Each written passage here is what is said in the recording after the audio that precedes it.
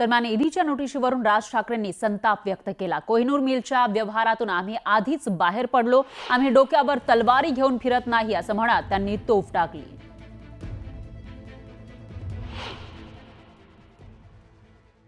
उद्या अनेक लोक बोल आम्ही परत टॅक्स भरून टाकला, जेवढा होता तेवढा परत प्रत्येकाने आपापला टॅक्स परत भरून टाकला। कोण जाईल झंझटीत? विषय संपला। आता एवढ्याशा गोष्टीसाठी राज ठाकरे ईडीला घाबरला आणि मोदींची स्तुती करायला लागला। मला काय देणं घेणं त्या गोष्टींशी? माझ्या डोक्यावरती तलवारी घेऊन नाही मी फिरत।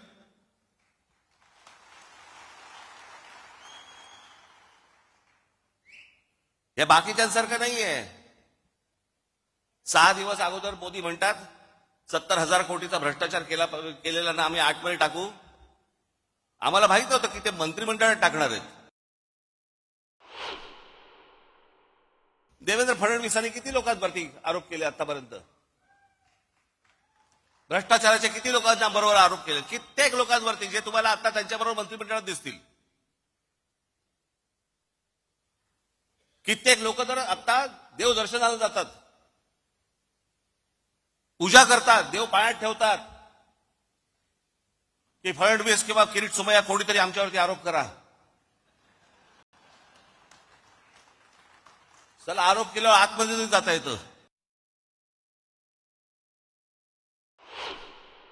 नॅशनल कॉन्फरन्सने 2009 मध्ये काँग्रेसबरोबर युती केली, भूमिका नाही बदलली। भाजपमध्ये आले, भाजपने भूमिका बदलली। हे तुम्हाला कोण सांगणार नाहीत। म्हणून मी तुम्हाला, राजकारणामध्ये आहात तुम्ही, तुम्हाला हे सगळे संदर्भ तुम्हाला लक्षात असले पाहिजेत, तुम्हाला माहिती असली पाहिजे। ज्या वेळेला हे लोक येऊन समोर ज्याला तुमच्याशी बोलतात आणि ज्याला त्याला सांगतात आणि ही असली गोष्टी ज्याला अफवा पसरवायला लागतात, त्यावेळेला तुम्ही तयार पाहिजेत। तर राज ठाकरेंनी भाजपसोबत युतीच्या चर्चांवरही या मेळाव्यातून भाष्य केलं। कोणी नेते भेटले म्हणजे युती होत नसते असं म्हणत मनसेच्या एकला चलोरेच्या भूमिकेवर ठाम असल्याचं त्यांनी सांगितलं। राजसाहेबांनी भारतीय जनता पक्षाच्या किंवा कोणाला नेत्यांना भेटलं नाही पाहिजे, भेटलं नाही पाहिजे। समोरचा बोलला चहा प्यायला येतो तर काय सांगू, घरीच पी।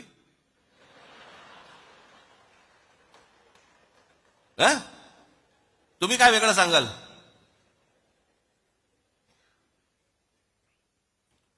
अहो पण ते मला जेव्हा भेटायला येतात ना, त्यावेळेला मी तुम्हाला विकत नाही।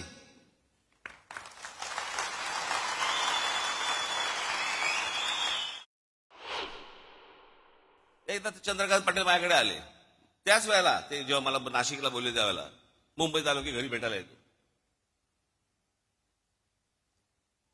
हे मला अजूनपर्यंत कळलेलं नाही। ते माझ्याशी चर्चा करून काय चहा बी खाणं पिणं सगळं झाल्यावरती बाहेर पडले। पाटील साहेब, 1 तासभर तुम्ही आतमध्ये होतात, काय चर्चा झाली? मला ह्याचा अर्थ नाही कळला। म्हणजे मला त्यांनी कडेवर घेतला होता काय, ह्याचा अर्थ काय होता हेच मला अजूनपर्यंत कळलं नाही। ते गेल्यानंतर पत्रकार आले आणि मला म्हणाले की त्यांनी असं केलं बाहेर गेल्यानंतर, म्हणजे काय झालं? मी म्हटलं असं केलं म्हणजे काय झालं? आम्ही दोघे एकमेकांना तेच विचारतोय, म्हणजे काय झालं? तर राज ठाकरेंच्या वक्तव्यावर आशिष शेलार यांनी जोरदार पलटवार केला आहे। अर्धवट माहितीवर राज ठाकरेंचा नरेटिव्ह तयार करण्याचा प्रयत्न सुरू आहे असं आशिष शेलार म्हणाले। श्रीमान राज ठाकरेजी यांनी त्यांच्या राज्यस्तरीय पदाधिकारी संमेलनामध्ये जो एक नरेटिव्ह सेट करण्याचा प्रयत्न करत आहेत, तो अर्ध आणि अर्धवट माहितीच्या आधारावर आहे। तडजोड आणि तडजोडीचं राजकारण, बदल आणि राजकीय बदलाच्या भूमिका याबद्दलचं नरेटिव्ह सेट करताना राज ठाकरेजी आपण जे सांगू पाहताय त्याचं उत्तर सरळ एकच आहे। भारतीय जनता पक्षाने तडजोडीचं राजकारण कधीच केलं नाही।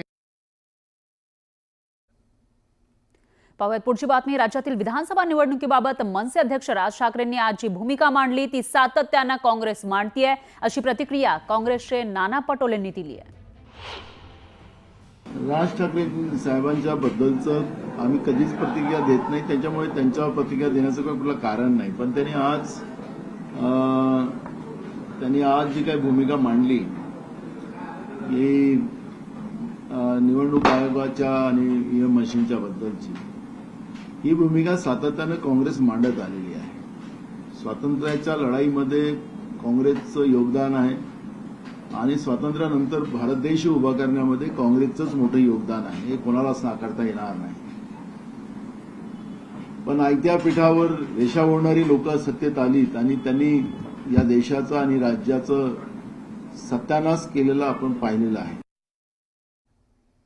दरम्यान अमोल मिटकरींनी राज ठाकरेंना टोला लगावलाय. अमोल मिटकरी यांनी राज ठाकरेंना हा टोला लगावत आमच्या 42 जागा कशा, हा 1.5 महिन्यानंतर शॉक बसला असं म्हणत त्यांनी टोला लगावलाय.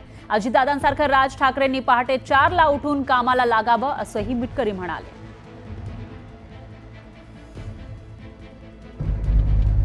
त्यांना नेहमीच उशिरा उठून चिंतन करण्याची सवय असल्यामुळे विधानसभेच्या स्वतःच्याच घरातील दारुण पराभवानंतरच्या 1.5 महिन्याच्या कालावधीनंतर आज राष्ट्रवादीच्या 42 जागा कशा आल्या हा शॉक त्यांना 1.5 महिन्यानंतर बसलाय. तरीही आम्ही त्यांना सांगतो की राष्ट्रवादी काँग्रेस पक्षाचे नेते आदरणीय दादा ज्या पद्धतीनं रात्रंदिवस कबाळ कष्ट करतात, मेहनत करतात, शेती असेल, कला असेल, इतर जे कोणते क्षेत्र असतील, त्यामध्ये राजकारण असेल, या सगळ्या गोष्टीची मेहनत खऱ्या अर्थानं 42 जागेपर्यंत त्यांना घेऊन आली.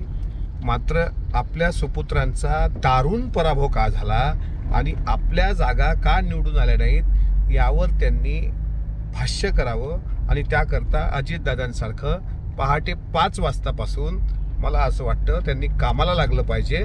त्याच्याशिवाय अजितदादा नावाचा विकास पुरुष त्यांना कळू शकणार नाही.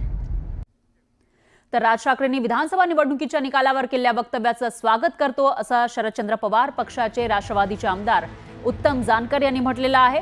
विधानसभा निवडणुकीमध्ये ईव्हीएम मध्ये हेराफेरी करण्यात आली असा आरोप उत्तम जानकर यांनी केलाय आणि पुढच्या आठवड्यामध्ये मनसे अध्यक्ष राज ठाकरेंची भेट घेणार असल्याचं सुद्धा उत्तम जानकर यांनी सांगितलंय. नक्कीच पुढच्या आठवड्यामध्ये राजसाहेबांना मी भेटेन आणि राजसाहेबांना जर माझ्याकडले पुरावे दाखवले तर राजसाहेबांना सुद्धा ह्याची खात्री तयार होईल आणि ते अजून ताकदीने या लढ्यामध्ये उतरतील आणि हा लढा नक्कीच राजसाहेबांसाठी सुद्धा एक त्यांची काय म्हणतो आपण पार्टी उभारणीसाठी सुद्धा ज्या ईव्हीएमनं या राज्यातल्या लोकशाहीचा खून केला, जीव घेतला, अनेक जीव घेतलेले आहेत. धनगर आरक्षणाचा घेतलेला आहे, मराठा आरक्षणाचा घेतलेला आहे, दलितांचा घेतलेला आहे, मुस्लिमांचा घेतलेला आहे, अनेकांचा जीव या ईव्हीएमने घेतला. मी राजसाहेबांचं या लढ्याच्या निमित्तानं स्वागत करतो. हा लढा अतिशय महत्त्वपूर्ण आहे. देशाला हुकुमशाहीपासून वाचवणार आहे.